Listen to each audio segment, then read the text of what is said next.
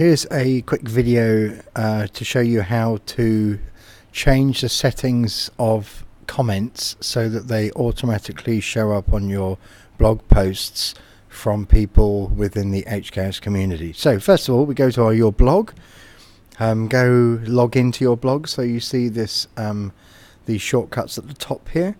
We'll click under the main heading of your blog here and go into the dashboard. We go into the dashboard, scroll or move down to the settings section, enter the discussion section, so settings, discussion, enter the discussion.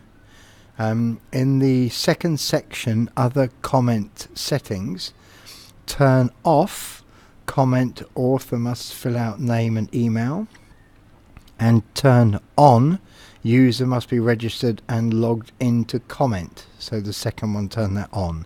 Then scroll down to before a comment appears and turn both of these two tabs off. So turn comments must be manually approved, turn it off, and comment author must have a previously approved comment, turn it off. Then scroll down to the bottom, press save changes, and your blog comments will automatically go straight through to display to you on your blog posts.